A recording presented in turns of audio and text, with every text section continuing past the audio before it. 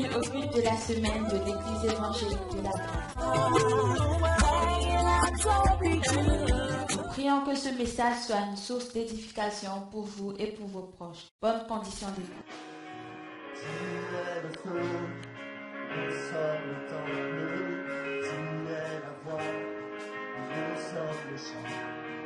Toi notre Dieu, nous sommes ton peuple, sois la lumière, nous t'élevons. Émerveillé par toi.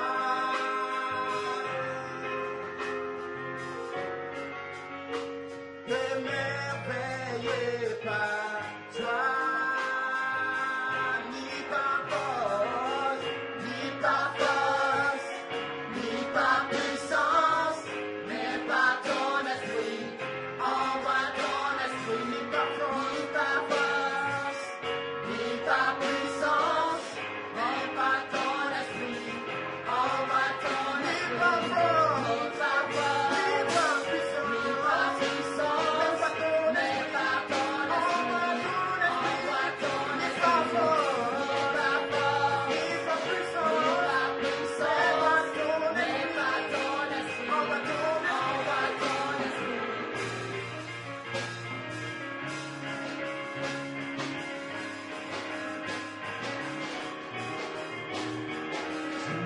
le feu, nous sommes le temple, tu es la voix, nous sommes le chant. Sois notre Dieu, sois la lumière, nous sommes ton peuple et nous t'élevons. Émerveillé par toi.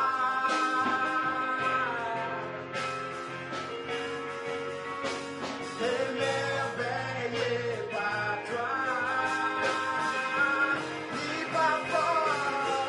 ni ta force, ni ta puissance, mais par ton esprit, envoie ton ni ta force,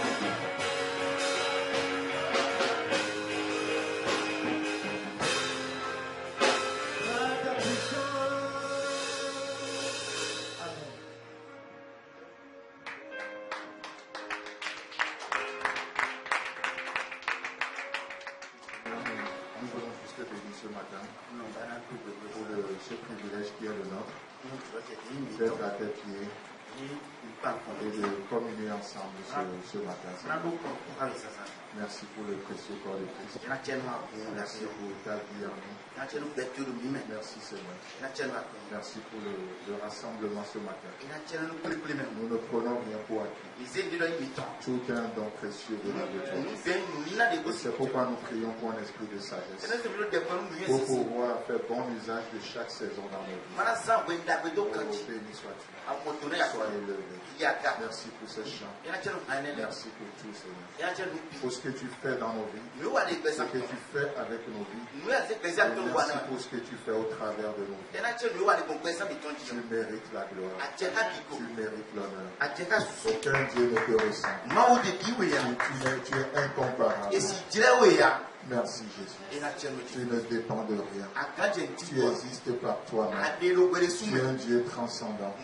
Au-delà du temps. Au-delà des événements. Au-delà des lieux géographiques. Tu remplis le temps. Tu remplis l'univers. La terre est ton marchepied. Le ciel est établi ton trône. Merci Seigneur. Au milieu de tout ça, les hommes aussi faibles comme nous peuvent s'approcher de toi. Quelle grâce ce matin. Quel amour. Quel cœur.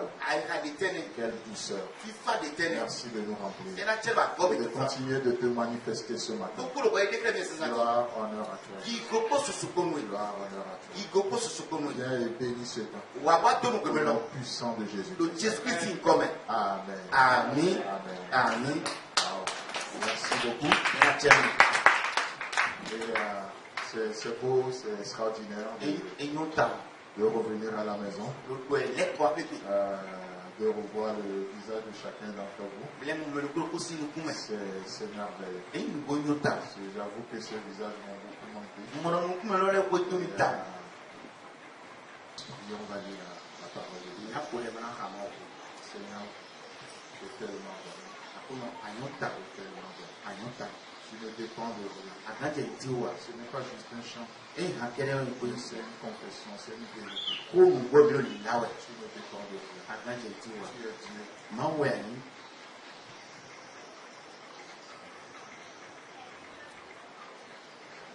Tu es Dieu. Et tu pourvois toujours. Merci. Merci.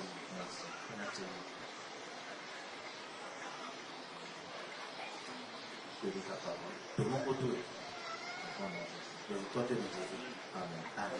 Amen. Donc je ne suis pas rentré seul. Je suis revenu avec Mélanie. Mélanie présentée. C'est juste un peu sûr. C'est qui a trouvé l'occasion sur Air France. Elle m'a proposé. N'ayant même pas encore rassemblé tout, je lui dis, achète le billet. Et on va voir ce que ça va donner. Elle a accepté de tout miser, elle a acheté.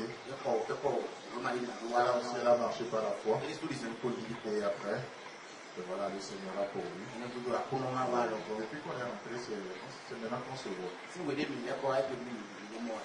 Depuis qu'on est rentré, c'est maintenant qu'on se voit. T'inquiète pas, je vais te régler. Les bons fonds font de bons amis. Ok. Et Mélanie, elle est venue parce que voilà, elle a cœur de revenir. Et la raison principale, c'est de vivre aussi la mission avec un peu plus de temps. Parce que par le passé, elle venait faire quelques semaines ou un mois au plus. Là, c'est parti pour quelques mois. J'ai pris vraiment tout le temps, mais sinon on aura le temps de l'écouter aussi. De son témoignage aussi, de ce qu'elle est venue faire. Vous avez la salutation de Pasteur Yohan. On s'est écrit encore hier et je dis, prenez bien soin de Mélanie. Donc voilà, on l'a au milieu de nous pour quelques mois. En tout cas, pas avant qu'elle ne reparte. Et je voudrais juste lire un verset. C'est beaucoup plus une causerie ce matin. Dans Jean chapitre 14. Les 3 premiers versets. Merci aussi à notre Seigneur. Jean chapitre 14. Verset 1 à 3. C'est Jésus-Christ qui parle. Que votre cœur ne se trouble point.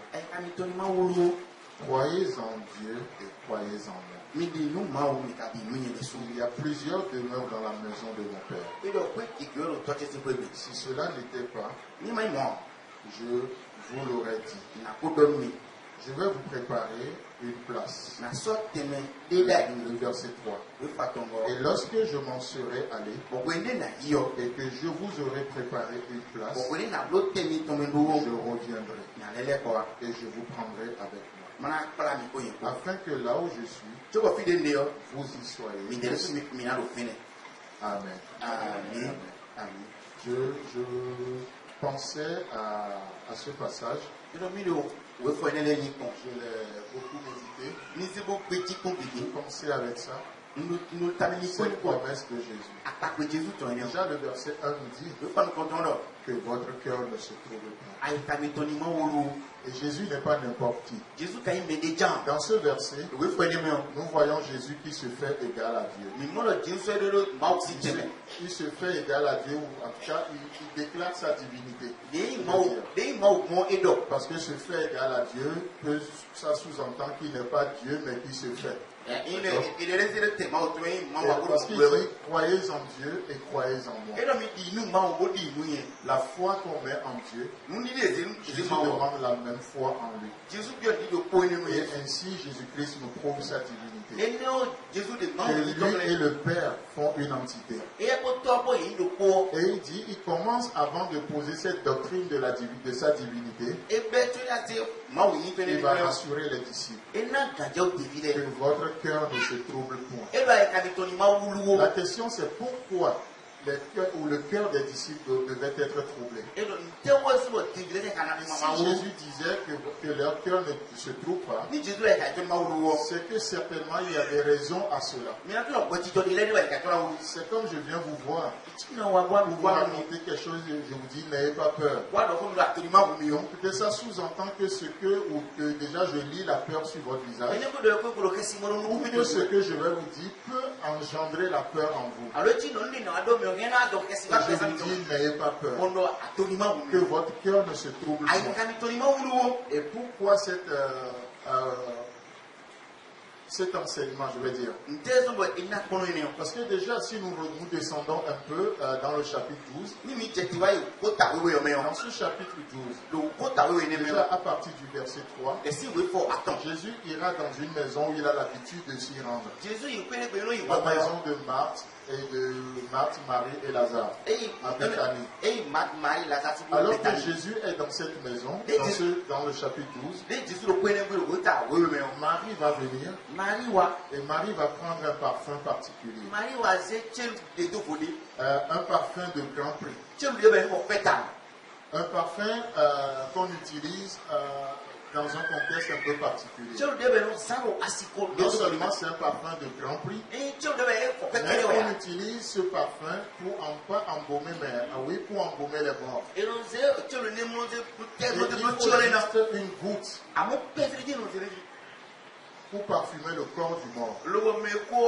Et donc lorsque vous sentez ce parfum sent l'odeur de la mort. Et c'est un parfum qui coûte très cher. Raison pour laquelle lorsque Marie va venir, elle ne va pas juste mettre une goutte de ce parfum sur Jésus, mais elle va déverser tout le parfum. Ce qui va susciter l'indignation de Judas. Judas va dire c'est une perte. Pourquoi tant de gâchis? Personne dans notre société n'utilise le parfum comme comme ça. Il faut juste une goutte. Même pour embaumer les morts, il faut une goutte. Pour cette raison, un vivant qui est là. Presqu'il faut même moins d'une goutte. C'est une perte. Voyant le prix du parfum et voyant l'usage que Marie en fait. Et depuis ce temps que Marie a parfumé Jésus, Jésus dégageait l'odeur de la mort. Il sentait la mort. Et partout où il allait, c'était la mort. Parce que les commentateurs s'accordent à dire qu'entre le moment où il a été parfumé et le chapitre 14, il n'a pas eu de transition, il n'a pas eu le temps certainement d'aller se changer, de prendre la douche. Donc c'est la même épisode qui continue. Et non seulement il dégageait cette odeur de la mort, mais dans le même chapitre, à partir du chapitre 12, le verset 12, les messages et les prédications de Jésus vont commencer par tourner autour de la mort. Le verset 12, il va parler du grain de blé qui tombe à terre. Lorsqu'il ne meurt, il ne peut jamais pousser, donner la vie. Donc, encore une fois, le grain de blé doit mourir. La mort. Et le verset 32, le verset 33, il va parler de sa propre mort. Lorsque le Fils de l'homme sera élevé, il va attirer les gens à lui. Encore une fois, parlant de son élévation, il parle de sa mort à la croix. Et le message commence par devenir bizarre, un peu mélancolique, on va dire. Et les disciples se demandent, mais qu'est-ce qui se passe? Il a accepté cette odeur de mort et il commence par avoir un langage mélancolique. Il commence par parler de la mort. Le grain de blé doit mourir et lui-même il doit mourir. Et non seulement ça, le chapitre 13, le verset 5, là Jésus va parler de l'importance de servir, de devenir serviteur de tout le monde. Alors que les hommes veulent devenir le patron, le boss. Presque on dirait Jésus commence par parler un langage de défaite. Il faut servir les gens. Il faut devenir humble. Il faut se rabaisser. Et d'ailleurs l'humilité c'est ça. C'est se rabaisser jusqu'au sol. Se confondre au sol. C'est ça l'humilité. Et cela parle de, voilà, cela montre que nous sommes juste tirés de la terre. Et donc l'humilité c'est se confondre au sol. Et Jésus ne donne pas un message que les gens ont envie forcément d'entendre. Et plus loin dans le chapitre 13, le verset 21, Jésus va prophétiser qu'il sera livré par quelqu'un parmi les disciples. Vous imaginez l'équipe qui est autour de lui. Donc il a parlé de la mort du grain de blé. Il a parlé de sa propre mort. Là, il s'attaque aux gens autour de lui. Parmi vous, il y a quelqu'un qui va me livrer. Et là, les disciples ont dit, attends. Là, il y a quelque chose qui va pas. Le gars, il devient dépressif là. Il faut qu'on appelle un psy. De l'autre côté, on dit un psy. Il faut que, voilà, qu'on appelle un psychologue là. Il y a quelque chose qui ne va pas. Il s'attaque à nous. Mais nous, on ne va pas le livrer. Nous, on ne va pas le trahir. Et comme cela ne suffit pas, là, Jésus va devenir pointu. Et le verset 28, là, il va s'attaquer à Pierre.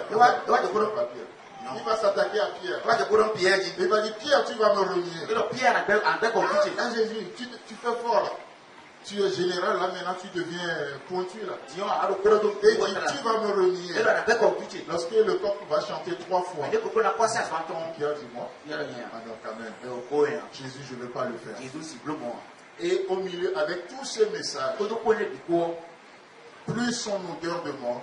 Jésus va parler dans le chapitre 14. Et il dit que votre cœur ne se trouble pas.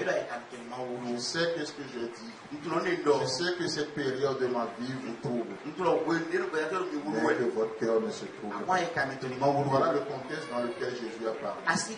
Que votre cœur ne se trouble pas. Et Jésus va communiquer dans cette situation une vision à ses disciples.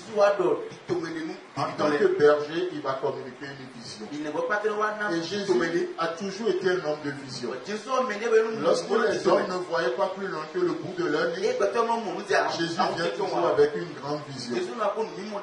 La même chose que nous voyons dans Actes chapitre 1. Jésus dit à ses disciples d'attendre à Jérusalem, de ne pas s'éloigner de Jérusalem, d'attendre ce que le Père avait promis. Vous allez recevoir une puissance. Le Saint-Esprit va venir. Alors que Jésus-Christ parlait, les disciples vont juste avoir une vision limitée. Ils seront dans leur nation. Ils ont dit, oh Jésus, est-ce en ce temps-là que tu vas rétablir le royaume d'Israël? Jésus dit, ce n'est pas à vous de connaître les choses. Ce n'est pas à vous de connaître les temps que le Père a fixé de sa propre autorité. Dieu ne vous a pas appelé à ça. Dans ce moment trouble, il y a une soeur qui m'avait appelé, une soeur que je connais bien. Elle était venue ici, même si elle a fait juste quelques jours, parce que voilà, qui est en France, qui m'avait elle est un peu paranoïa, mais une évangéliste apparemment, qui m'a dit, mais ça y est pasteur, c'est bon, Jésus revient. Je dis, oui, Jésus revient. Jésus revient. Non, je sais, il revient maintenant. J'ai la date. Du sérieux? C'est quand alors? Le 8 avril. Jésus revient le 8 avril. Là, j'ai dit, tu es sûr que tu vas bien? C'est Jésus lui-même qui me l'a dit. Parce que tu connais ma vie avec Dieu. Bon. Si je suis croyant, si je crois en la Bible, j'aurai de la peine à te croire. Parce que la Bible dit que personne ne connaît ni le jour ni l'heure. Tout ce qu'on sait, c'est qui va revenir. Et les signes sont évidents. Mais aller jusqu'à donner une date. Je dis, ouais, c'est Jésus même qui m'a donné la date. J'ai dit, bon, de toute façon, c'est le 8 avril. Il n'y a pas de date. Comme le dirait les Ivoiriens, il n'y a pas de problème. Il n'y a pas de problème.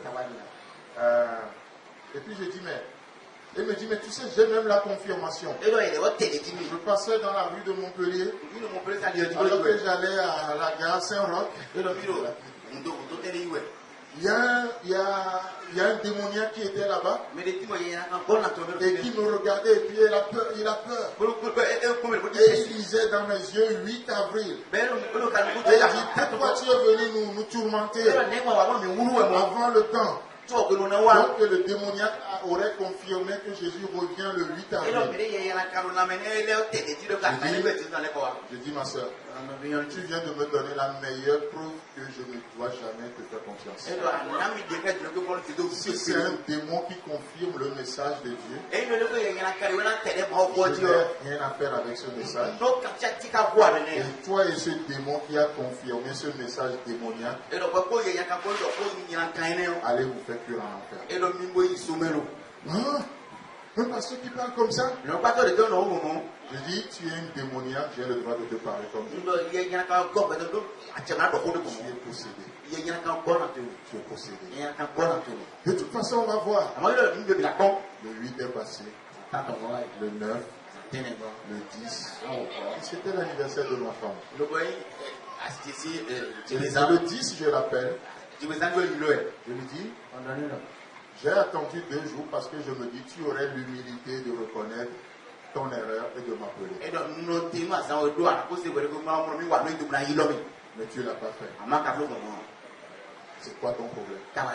J'avais décidé de confronter cette soeur-là. Et pour se défendre, elle me dit, oui, mais si toi tu étais un homme de Dieu, tu devrais savoir qu'on allait fermer les frontières et tu devais rentrer chez toi plus tôt.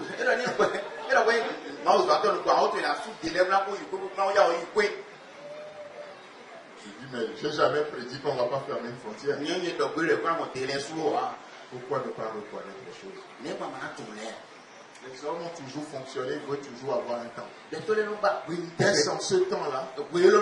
Et Jésus dit, ce n'est pas à vous de connaître les temps. Et il va communiquer une vision. Vous allez recevoir une puissance. Lorsque le Saint-Esprit va venir sur vous. Et Jésus va les amener à sortir de Jérusalem. À avoir une idée, une vision plus grande que Israël. Combien on est souvent là avec notre petit Israël. Est-ce en ce temps-là que tu vas nous rétablir? Est-ce en ce temps-là que tu vas me guérir? Est-ce en ce temps-là que tu vas me donner des enfants? Est-ce en ce temps-là que tu vas me donner un mariage? Est-ce en ce temps-là que tu vas me faire ceci? Moi. Est-ce en ce temps-là? Et Jésus dit, il y a plus que Jérusalem. Il y a plus que Israël. Vous allez recevoir une puissance. Il est question des extrémités de la terre. Et l'Église a besoin de ça aujourd'hui. Parce que l'Église très souvent se renferme sur elle-même. Notre terrain, le bâtiment, les ventilos, le ceci, le cela. Et l'Église est renfermée comme ça. Parfois les choses comme si c'est de bonnes choses. Mais si ce n'est que ça, le bien, écoutez bien ça, le bien que vous poursuivez peut devenir l'ennemi du meilleur que Dieu a en réserve. Le bien que vous poursuivez avec votre propre force, avec votre propre sagesse, peut devenir l'ennemi du meilleur que Dieu veut vous donner par la puissance de son esprit. Est-ce en ce temps-là que tu vas rétablir Jérusalem? Oh, le temps viendra, Jésus va rétablir Jérusalem. Jérusalem n'est pas à négliger. Dieu lui a donné des promesses de restauration. Mais là, nous sommes dans une vision mondiale. Nous sommes dans une vision internationale. Nous sommes dans quelque chose qui est plus grand que nous. L'apôtre Paul dit, oh Seigneur, guéris-moi. Et dit 3 fois j'ai prié que Dieu me délivre de cette écharpe. Et Dieu m'a prouvé qu'il y a plus que ma santé. Dieu m'a prouvé qu'il y a plus que cette écharpe. Et 3 fois j'ai prié. Et 3 fois il m'a donné la même réponse. Ma grâce te suffit. Et j'ai compris qu'il y a plus que ma santé. Alors j'ai décidé de rentrer dans la vision de Dieu. Et Dieu n'a jamais guéri Paul. Paul fut l'un des meilleurs apôtres. Il a fait des choses extraordinaires. Et Jésus va donner une vision aux disciples. Que votre cœur ne se trouble pas. Que votre cœur ne se trouble pas. Amen. Nous sommes dans une époque où nous avons besoin d'avoir une vision. Une vision. Pas une vision qu'on fabrique nous-mêmes. Une vision venant du bon berger. Une vision venant du ciel pour nous. Et c'est ce que Jésus communique ici. Que votre cœur ne se trouble pas. Croyez en Dieu. Croyez en moi. Et il continue en disant ceci. Le verset 2 et 3. Il y a plusieurs demeures dans la maison de mon Père. Parce qu'il va essayer de convaincre les disciples. Il dit, mais si vous croyez en moi, je vous dis qu'il y a plusieurs demeures dans la maison de mon Père. Et si ce n'était pas le cas, je ne vais pas vous mentir. Je ne vais pas vous dire des choses pour vous le dire. Je ne vais pas vous faire des promesses comme un politicien. Je vous assure qu'il y a plusieurs demeures dans la maison de mon Père. Si ce n'était pas le cas, je ne vous le dirai pas. Parce que Jésus insiste sur quelque chose. Et il va continuer au verset 3. Et lorsque je m'en serai allé et que je vous aurai préparé une place, ça ne s'arrête pas là-bas. Tout n'est pas juste d'aller et de préparer une place. Parce que je vous annonce ma mort. Je vous annonce mon départ. Et votre cœur est troublé. Vous imaginez Jésus qui était avec vous. La belle-mère de Pierre était malade. Il n'a pas besoin d'aller à l'hôpital pour payer l'ordonnance. Pierre fait appel à Jésus en un instant. Jésus guérit sa belle-mère. Pierre devait payer ses impôts. Il n'a pas de quoi payer ses impôts. Jésus l'envoie à la pêche. Il dit le premier poisson que tu vas attraper. Tu ouvres son ventre, tu trouveras ce qu'il faut. Tu vas payer tes impôts, tu vas payer les miens aussi. Jésus qui a fait des choses. Les gens avaient faim. En un instant, il multiplie le pain. Il nourrit les gens. Il guérit les lépreux. Il accepte les rejetés. Il donne un amour extraordinaire. Il a fait des choses extraordinaires. Partout il passait, il faisait du bien. Il guérissait les malades. Il soulageait les affligés. Il donnait à espérer. Il faisait des choses extraordinaires. Et vous, vous êtes les intimes de ce Jésus. Partout Jésus passait. Vous imaginez comment les apôtres doivent être.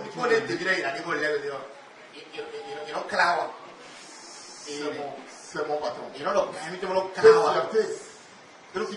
C'est mon pote. C'est mon Jésus. C'est mon Jésus.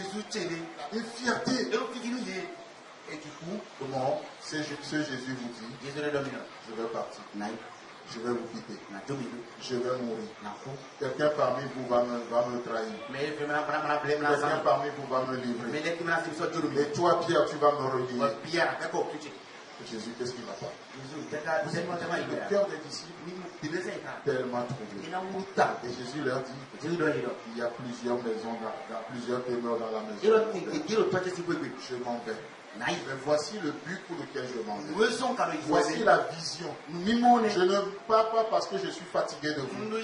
Je ne pars pas parce que je n'en peux plus. Je ne pars pas parce que... Voilà. Donc voici le pourquoi je m'en vais. Et ailleurs, il dira, il est avantageux pour vous que je m'en aille. C'est-à-dire que je pars, c'est vrai. Mais c'est une autre manière de vous servir. Pour vous servir, je pars. Voilà le message. Je suis avec vous, je vous ai servi, je vous ai lavé les pieds, j'ai fait ceci, je vous ai nourri. Maintenant, je veux vous servir autrement. En effet, le service continue toujours. Le service n'a pas pris fin. Favorable ou non, nous continuons toujours de servir le Seigneur. Et il dit, je m'en vais vers le Père pour vous préparer une place. Si je pars, c'est pour vous que je pars. Que je vais vers le Père. C'est pour préparer une place. C'est pour vous servir autrement. C'est pour qu'un jour vous soyez là où je suis aussi. C'est pour préparer votre venir. C'est pour préparer votre venir. Donc je pars pour vous au fait. Mon départ n'est pas un abandon. Mon départ n'est pas un rejet. Mon départ n'est pas une démission. Je pars pour vous servir autrement. Voilà ce que Jésus nous dit. Parfois il arrive, on se sent tellement seul. On dit, oh, qu'est-ce que je me sens seul. Jésus dit non, je ne me sens pas seul. Je continue de te servir autrement. Je suis avec vous. Je suis toujours le plus grand des serviteurs. Je continue de vous laver les pieds. Je suis toujours à votre disposition. Je suis pour vous. Je ne suis pas contre vous. En aucun cas, vous ne serez jamais seul. Je suis avec vous. Et il dit, je m'en vais. Je vais vous préparer une place. Et lorsque je vais finir, de la même manière que vous me voyez partir, de la même manière, je vais revenir vous chercher. Je vais revenir vous chercher. Et vous savez, il faut se placer dans le contexte pour comprendre. Parce qu'à l'époque, les disciples comprenaient bien ce message. Parce qu'à l'époque, lorsque les riches patrons devaient voyager, les riches de l'époque, c'était réservé aux riches. C'était pas réservé à n'importe qui. Les pachas, ils devaient voyager. Ils envoyaient un serviteur, un de leurs serviteurs, qui doit emprunter le chemin que le patron doit emprunter. Exactement non seulement ils préparent le voyage, maintenant ils envoient un serviteur. Pas n'importe lequel. Le serviteur le plus avisé. Le serviteur qui a la confiance du maître. Et on l'envoie et il fait le voyage comme le maître. Partout où le maître devait passer, ce serviteur passe par là. Les hôtels où le maître devait loger, le serviteur loge dans cet hôtel-là.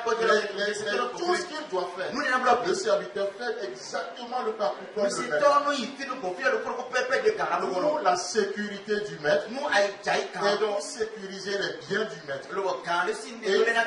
C'est un voyage qui prend beaucoup de temps. Et une fois qu'il finit le parcours, il fait le voyage retour. Et il revient maintenant vers le maître et il lui fait le point. Maître, la voie est sécurisée. Il n'y a pas de danger sur la voie. Les hôtels, tout est prêt. Et maintenant, le maître peut entreprendre le voyage avec tous ses biens. Et le maître est en sécurité. Et ses biens, ses trésors sont en sécurité. Parce qu'il n'y aura pas de brigands sur la voie. Et lorsque le serviteur partait, et il ne revenait pas, le maître n'entend pas son voyage. Parce qu'on se dit peut-être que le serviteur est mort. Donc ça sous-entend qu'il y a un danger sur la voie. Le maître envoie un autre serviteur. Bien sûr, il y a des serviteurs qui profitaient pour fuir. Ils fuyaient avec les biens du maître. Ils trouvent le luxe dans lequel le maître devait vivre. Et ils ne reviennent plus. Mais est-il que leur décision de revenir ou de ne pas revenir empiète sur la décision du maître d'entamer son voyage ou pas? Dans ce contexte de Jésus, c'est lui qui part comme serviteur. Parce que nous devons entamer le voyage un jour. Et Jésus se fait notre serviteur. Il dit comme le serviteur part pour préparer le voyage de son maître, Jésus part pour préparer le voyage de l'épouse qui est l'Église. Jésus part pour préparer le chemin pour l'épouse. Et il part dans la maison de son père. Et ce voyage a pris tellement de choses. Ce voyage, il a pris le rejet. Il a accepté le rejet en préparant le voyage de l'épouse. Ce voyage l'a amené à la croix. Et tout ça, il a accepté en préparant le voyage de l'église. Ce voyage, l'a amené dans le tombeau. Et il a fait ce voyage jusque dans le tombeau pour te préparer la place. Parce que tu vas devoir passer par là. Il a accepté la mort. Encore une autre manière de nous servir autrement. Pourquoi? Parce que nous allons connaître aussi la mort. Et Jésus, pour nous servir autrement, il a accepté la mort.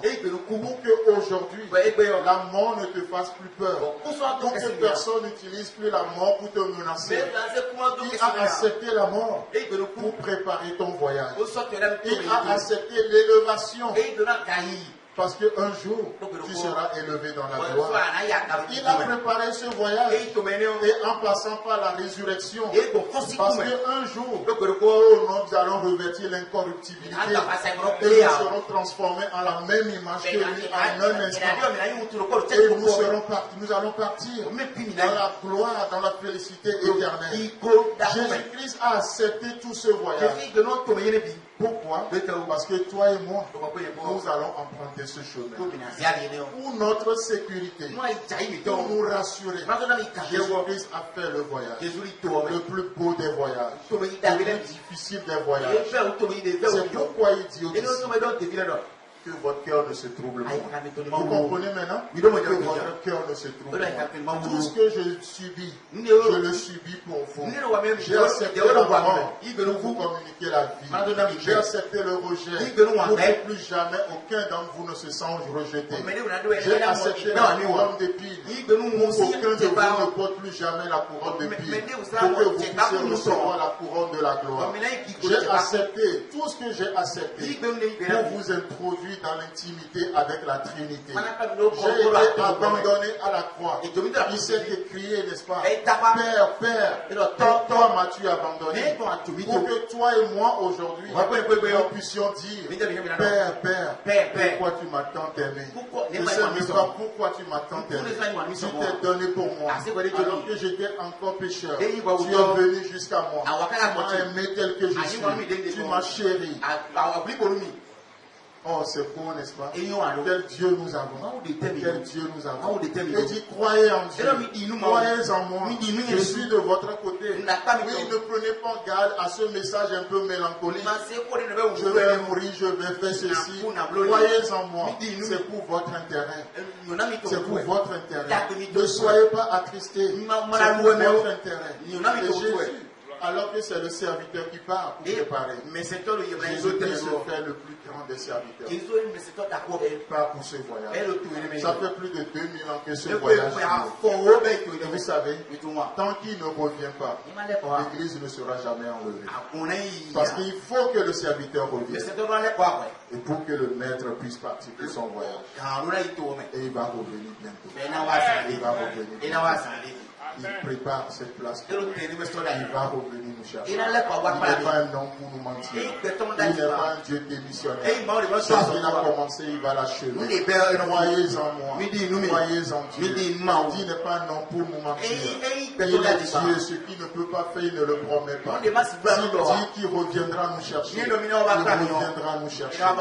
Oh, et dans ça, nous trouvons la valeur que l'Église a. Nous trouvons la valeur que nous avons à saisir. C'est lui qui nous prépare la place. C'est lui qui nous prépare la place. Si quelqu'un devait mourir, c'est le serviteur.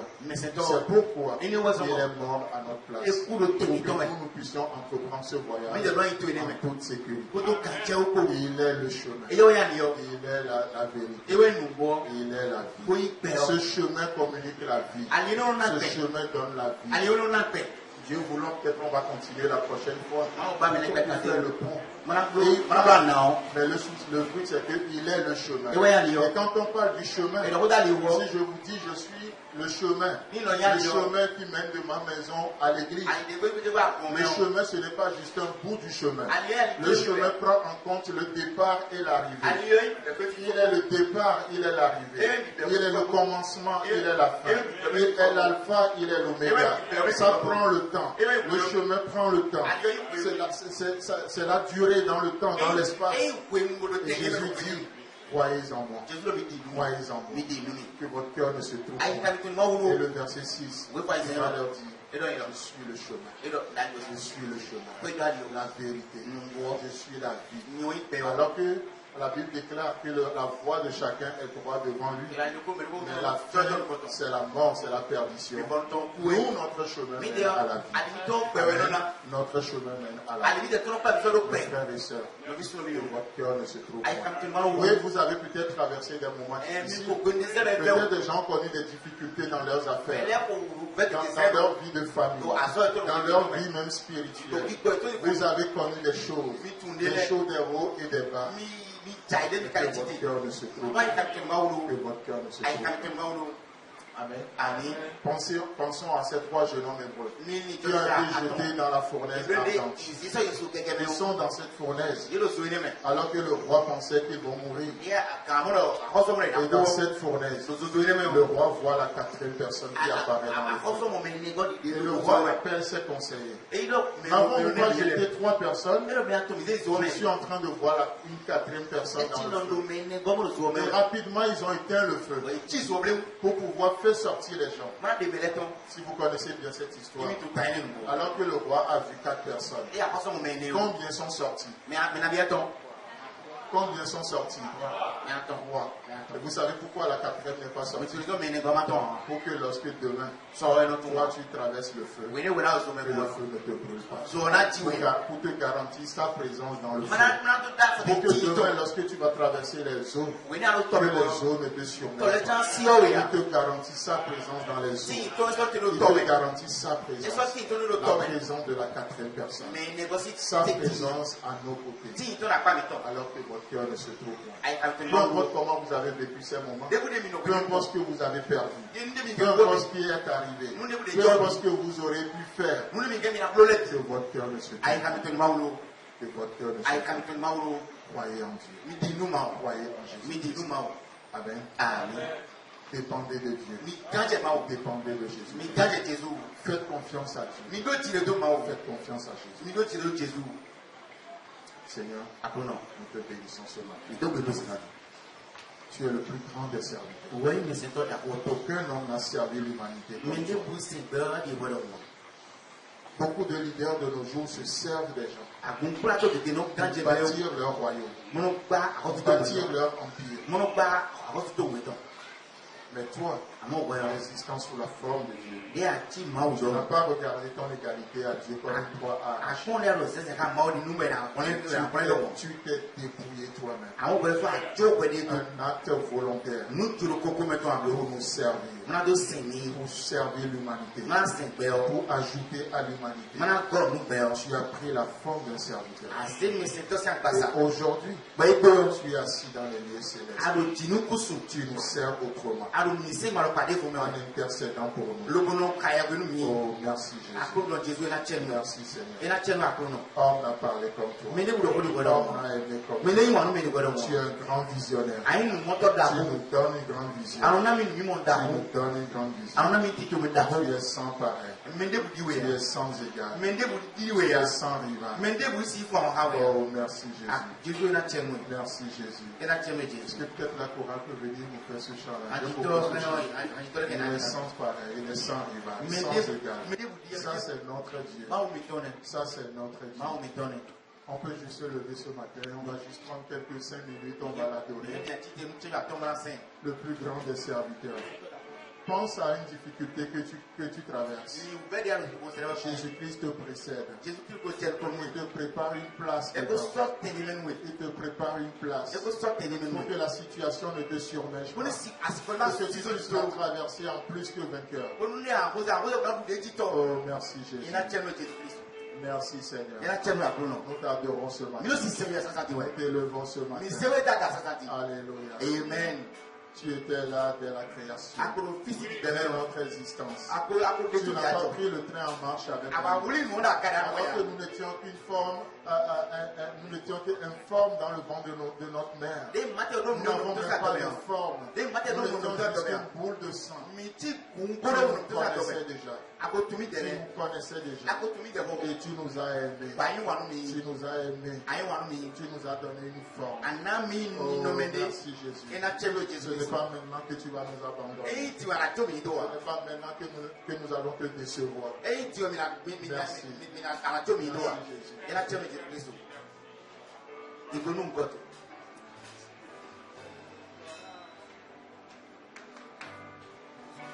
Tu étais là de la création, tout celui du Dieu très haut.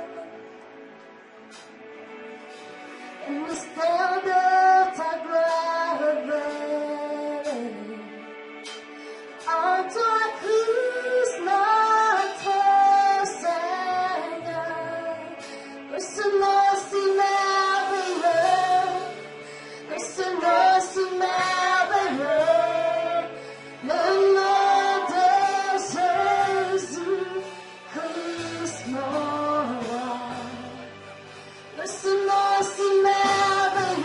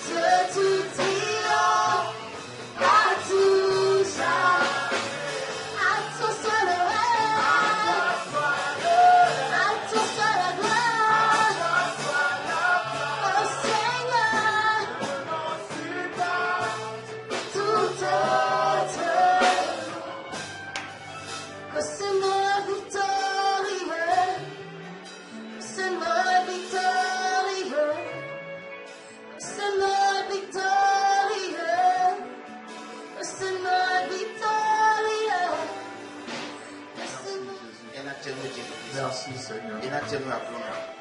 Oh, merci. Tu es ce Dieu victorieux qui nous précède en toutes choses. Parce que ce Dieu victorieux te précède. Oh, il n'y aura que de victoire pour toi. Au nom de ce Jésus. Amen. Amen. Parce que ce Dieu victorieux te précède dans tous les domaines de ta vie. Oh, ce matin, je prophétise la victoire au nom de Jésus. Et tout ce que tu entreprends, le succès t'accompagne. La réussite t'accompagne. Que le bonheur soit ton partage. Et ce n'est pas de l'utopie. Crois en Dieu ce matin. Crois en Jésus-Christ ce matin. Ton foyer sera que du succès. Ta vie professionnelle sera que de la réussite. Dans tous les domaines, tu as le droit au succès. Parce que le plus grand des serviteurs t'a précédé. Le plus grand des serviteurs t'a devancé. Oh, c'est pourquoi même mort vivra. Parce que le plus grand des serviteurs, il est mort à notre place. La vie devient notre partage. Il nous communique la vie de résurrection dans tous les domaines de ta vie. Pour tes enfants, pour ton foyer, dans tous les domaines. Oh, merci. Recevez la vie ce matin. Recevez la vie ce matin. Déclarez la vie ce matin. Refusez la mort ce matin. Déclarez ce que le Dieu vivant a dit sur vous ce matin. Déclamez ses dits sur vous ce matin. Vous n'avez pas besoin que quelqu'un s'approche ce matin pour vous imposer les mains. Oh, déclarez, prophétisez sur vous-même ce matin. Qui te précède, alors la voie est assurée. Alors tu marches dans la sécurité. Alors tu marches dans le triomphe. Alors tu vas de gloire en gloire. Oh, c'est ce qu'il a promis. Crois en lui ce matin. Et il revient te chercher. Il revient te chercher. Il vient nous chercher dans la mort pour nous amener dans la place qu'il a prévue pour nous. Peut-être que là où tu es aujourd'hui, ce n'est pas l'endroit prévu. Mais je vois Christ qui vient à toi.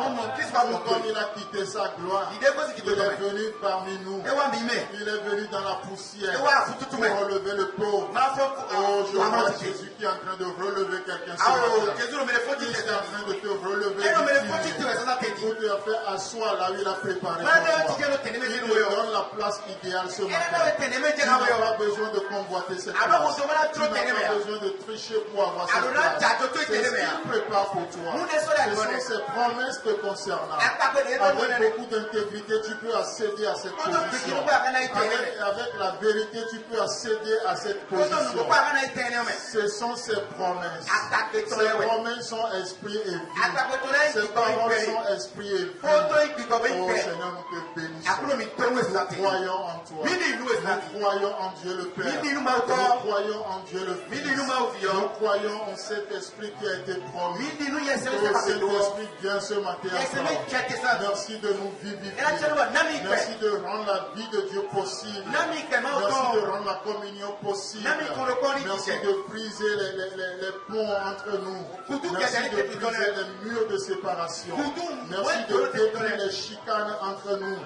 Merci de nous connecter au ciel. Merci de nous connecter les uns aux autres. Oh, merci pour ta vie.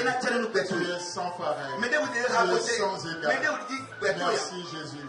Oh, tu nous précèdes. Tu nous précèdes en quelque chose. Je refuse la médiocrité. Parce que tu ne m'as pas précédé dans la médiocrité. Tu nous as précédé dans l'excellence. Oh Seigneur, je refuse de tourner en rond dans le désert. Tu es un Dieu qui nous donne une vision. La vision, c'est pour aller de l'avant. De traverser Jérusalem. De passer par la Samarie. D'aller en Judée.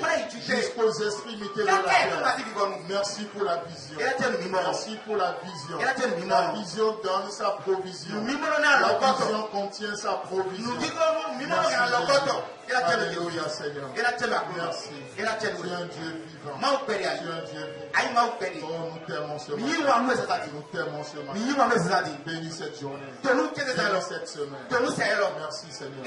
Nous remplis cette semaine de ta présence. La présence de la quatrième personne. Merci Jésus. Que votre cœur ne se trouve pas. Croyez en Dieu. Midi nous m'en Croyez en moi. Là, des milliers de sous. Je m'en vais vers le Père Nous qui est aussi votre Père. torts, Il y a plusieurs demeures dans la maison de mon Père. Si ce n'était pas le cas, je ne vous le dirais pas. Je m'en vais vous préparer une place. Et quand j'aurai fini de préparer cette place, de la même manière vous m'avez vu partir, je reviendrai vers vous. Et je vous prendrai avec moi. Parce que son désir, c'est que là où il est, que nous soyons aussi là-bas. Que nous soyons là-bas. Merci parce qu'il y a un lieu qui est là. Merci Jésus. Gloire à ton nom. Gloire à Jésus. Alléluia. Alléluia. Oh, levons nos mains vers le ciel. Dis-tu-le Alléluia. Alléluia. Alléluia. Tu es le Dieu des saisons. Béni sois-tu. Ton beau et puissant nom. Nous avons vécu le plus de et ensemble nous disons Amen.